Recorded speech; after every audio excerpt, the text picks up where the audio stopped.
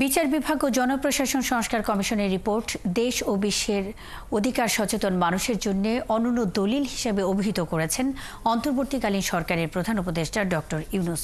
দুপুরে নিজ কার্যালয়ে দুটো সংস্কার কমিশনের রিপোর্ট গ্রহণ করে তিনি একথা বলেন। আরও বলেন, এই রিপোর্ট এখন সবার সামনে প্রকাশ করা হবে ঐক্যমত্যে পৌঁছানোর জন্য। বিস্তারিত নূরনবী সরকারের প্রতিবেদনে। বিচার বিভাগ ও জনপ্রশাসন সংস্কার কমিশনের প্রতিবেদন গ্রহণ করেছেন অন্তর্বর্তীকালীন সরকারের প্রধান উপদেষ্টা। এরপর কমিশনের সদস্যদের সামনে বক্তব্য রাখেন তিনি। আমাদের যে অভিজ্ঞতা, দেশের যে অভিজ্ঞতা, এটা হলো হেনস্থার অভিজ্ঞতা, অবমাননার অভিজ্ঞতা। আমরা নাগরিক হিসেবে যে আমাদের একটা দাবি আছে, অধিকার আছে, সেটা ভুলে যাওয়ার অভিজ্ঞতা, নতজানু হওয়ার অভিজ্ঞতা।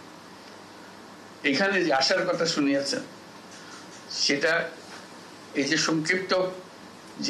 সংক্ষিপ্ত সার যেটা আমাদেরকে দিলেন, সেটাতেই এত আশা জাগায় যে হয়তো আমরা এটার থেকে মুক্ত হব, আমরা সত্যিকার ভাবে নাগরিক হিসেবে অধিকার ফিরে পাব। দুপুরে নিজ কার্যালয়ে রিপোর্টের সারসংক্ষেপ পড়ে জানান, এই রিপোর্ট রাজনৈতিক দল ও সকল স্টেক হোল্ডারদের ঐক্যমত্যে পৌঁছানোর জন্য প্রকাশ করা হবে।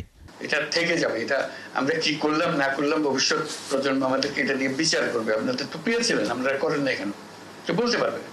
আমরা এখন সংস্কার কমিশনের রিপোর্ট হিসেবে জনগণের হাতে দিয়ে দেব এবং রাজনৈতিক দলের হাতে দিয়ে দেব, সিভিল সোসাইটি অর্গানাইজেশনের কাছে দিয়ে দেব, যাতে করে তারা একমত হতে পারে যে এগুলো করে ফেলা ভালো।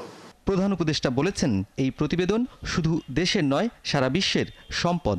কাজে এই ফসল, এটা জাতির জন্য একটা স্মরণীয় বিষয়, যে এটা জাতি যেদিকে যাক না কেন এই রেফারেন্স পয়েন্টটা থেকে যাবে। এটার সঙ্গে বিচার করে আমরা ঠিক করবো আমরা কতদূর গেলাম।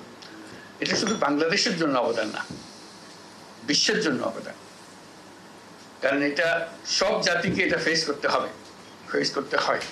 তিনি আরও বলেছেন, এই দুই সংস্কার কমিশনের রিপোর্টে ধনী থেকে দরিদ্র সব মানুষের অধিকার সম্পর্কে বলা হয়েছে। বলেন, যারাই মানুষের অধিকারকে প্রাধান্য দিয়ে নতুন সমাজ গড়তে চান, তাদের জন্য অনবদ্য দলিল সংস্কার কমিশনের এই রিপোর্ট। নূরনবী সরকার, ৭১, ঢাকা।